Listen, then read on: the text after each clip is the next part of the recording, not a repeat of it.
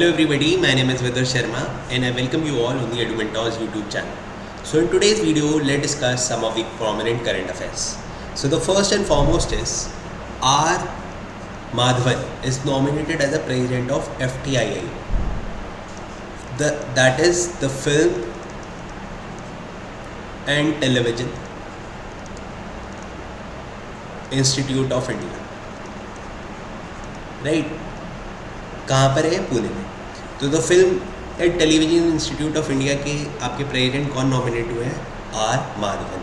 तो आर माधवन जो रिसेंटली अभी अपनी मूवी रॉकेटरी की वजह से जिन्होंने सक्सेस ली है, और इस मूवी के बारे में भी याद रखें, रॉकेटरी अभी रिसेंटली जो 69th national film fair awards मिले हैं उसमें बेस्ट फीचर फिल्म का आपका अवार्ड मिला है रॉकेटरी मूवी को, where are Madhavan was the actor.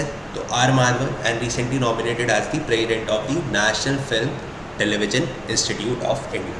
Right? So you can see this poster of the movie Rocketry. R. Madhavan is there. Right? काफ़ी अच्छी movie है. Right? You should all watch this movie.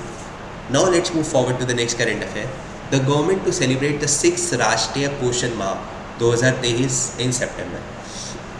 See, in 2018 में government of India ने एक plan start किया था, एक scheme start की थी जिसका नाम था पोषण Maah. Basically Poshan is basically to provide a nutritional content.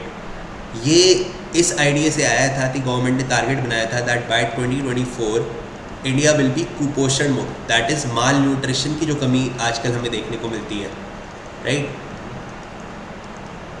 So mall nutrition को एक तरीके से बिल्कुल ज़ीरो कर दो. तो इस आइडिया से आया था आपका क्या? पोषण माह, जो कि हर साल सितंबर में मनाने की बात की गई थी. And it will run under the ministry that is ministry of women and child development. Right? So the aim of the mission was to foster nutritional understanding across India. और इस साल की जो थीम है दैट इज सुषुप्त भारत, साकार भारत, सशक्त Bharat. Right? और वो कब हो पाएगा? जब माल न्यूट्रिशन की जैसे वजह से जो प्रॉब्लम्स होती हैं लाइक एनीमिया वगैरह के डिजीज़ हो जाते हैं due to iron deficiency anaemia. And you must be surprise to know that in India maximum anaemia से जो पेशेंट है वो सबसे ज़्यादा इंडिया में ही है, womens. Right? So all these things will be cut down by this scheme called as Poshan Maah. Right? You can see this creative also. तो basically Poshan is PM outreaching scheme for holistic nourishment. Basically कुपोषण मुक्त हमें भारत को बनाना है bye 2024. ठीक है? So this point you have to remember. चलते हैं आगे to the next scheme. 65th Ramon Magsaysay award 2023. देखो, दुनिया भर में बहुत सारे प्राइज़ दिए जाते हैं, जिसमें एक प्राइज़ दिया जाता है Ramon Magsaysay award. Ramon Magsaysay award की शुरुआत हुई थी 1957. और Ramon Magsaysay is he former the head of the Philippines. और इसे ना एशिया का नोबेल प्राइज़ भी बोलते हैं. This is also called as Asia's Nobel prize. Right? Given by a country called as Philippines. Right? So all these point you have to remember. Ramon Magsaysay award पहले भी बहुत सारे Indians को मिला है. इस साल मिला है आपका doctor Ravi Karan R. He is basically hails from Assam, a state called Assam, and he is a doctor in the field of cancer. ठीक है? तो कैंसर रिसर्चेस, कैंसर में इन्होंने जो आपका pro health, pro centre treatment दिया है लोगों को, तो उस फील्ड के लिए इन्हें अवार्ड दिया गया है. This point you have to remember. Doctor Ravi, he is from Assam. इस साल 65th रेमॉन मैग्सेसे अवार्डीज़ में से एक अवार्डी है. हालांकि और लोगों को ये अवार्ड्स मिला है, पर हमें वो पढ़ने होते हैं जिसमें किसी इंडियन को अवार्ड मिला होता है. Right? This point you have to remember. If anybody ask you which prize is also called as the Asian Nobel prize, so please remember it is the Ramon Magsaysay award. Now let's move forward to the next current affair. Another military coup in Africa. आपने देखा है African Nations में बहुत ज़्यादा आपकी problem हो रही है. राइट? वेस्टर्न अफ्रीकन कंट्रीज़ में स्पेसिफिकली अगर मैं बात करूँ, आपने देखा अभी रिसेंटली नाइगर में कूप हुआ है. और अब एक अफ्रीका की, वेस्ट अफ्रीका की कंट्री है गेबॉन, और गेबॉन की कैपिटल है Libreville. Right? The capital of Gabon is, just a second, या So the capital of Gabon is Libreville. Libreville, right. तो गेबॉन में अभी रिसेंटली एक ऑयल प्रोड्यूसिंग कंट्री है, वेस्टर्न सेंट्रल अफ्रीका में आती है।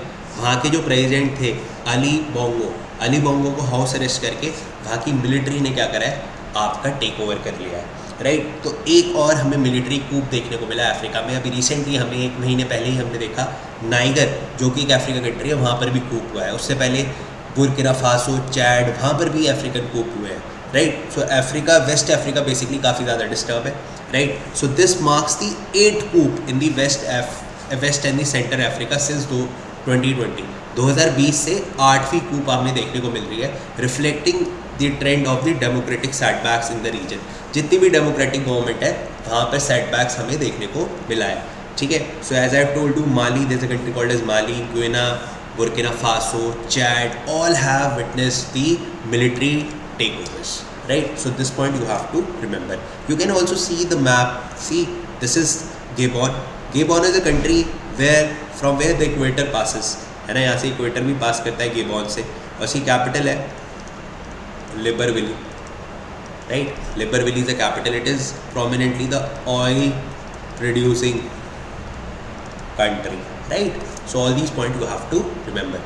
चलते हैं आगे towards the next current affair, that is ISRO's Aditya L1 mission. Very important mission, right. ISRO के बैक टू बैक सक्सेसेस में से एक मिशन ये भी है। So recently to study the sun, Aditya आपको पता है सूर्य का पर्यायवाची है। Aditya L1 spacecraft, it is 1.50 ton satellite with 7 payloads, उसे रिलीज़ कर दिया गया है। And it will going to study sun atmosphere using varieties of method including remote sensing and instruments measurement, right? So this point you have to remember. The spacecraft will place in the hollow orbit around the Earth and Sun Lagrange point, that is called as L1. That's why it is called as L1, that is Lagrange point. ये एक ऐसा point होता है जहाँ पर जो कि gravity, जैसे सपोज करो this is sun, this is earth, right, दोनों का ग्रेविटिकल अफेक्शन अट्रैक्शन है। तो L1 पॉइंट वो पॉइंट होगा जहाँ पर ये दोनों को बैलेंस आउट करता होगा, ताकि हम यहाँ पर अपनी सैटेलाइट प्लेस करके हम ढंग से इसकी स्टडी कर सकें, राइट। सन एटमॉस्फेयर की, सन रेडिएशन की, जो सोलार रेडिएशन निकलते हैं उन सब की हम स्टडी कर सकें, right. It is located around 1.5 million kilometres from the earth. How much kilometre? 1.5 million kilometres from the earth, right. All these points is very much important. तो you can see this L1 mission कौन से rocket से launch किया गया है। So PSLV, that is polar satellite launch vehicle, C57 से ये launch किया गया है, राइट। कहाँ से लॉन्च किया गया है? Obviously the Satish Dhawan space station, that is in Sriharikota में जो सतीश धवन स्पेस स्टेशन है वहाँ से ये लॉन्च किया गया है Aditya L1 mission. And this is the first solar mission from India. तो आपको पता होगा, जैसे अभी हमने चंद्रयान 3 हमने लॉन्च किया, अभी हमने आदित्य लॉन्च किया। 2024 में हमारा टारगेट है गगनयान लॉन्च करने का, राइट। 2031 में हमारा टारगेट है शुक्रयान लॉन्च करने का, right. So all these points are very much important, ठीक है। Same like Aditya mission, NASA का भी एक मिशन लॉन्च्ड है जिसका नाम है पार्कर मिशन। सो इस Parker solar mission is launch by NASA. तो it is launch by NASA to study solar panel power to probe reflect of the solar radiations वगैरह को स्टडी करने के लिए। तो बस इतना ध्यान रखना दैट जैसे चंद्रयान है आदित्य है to study solar radiation and all, ISRO का, ऐसे ही नासा का we have a Parker solar probe, right. Probe means to investigate, right? So all these points are very much important. This is all from this session. See you soon in my next class. Till then, stay blessed, good luck, and have a nice day.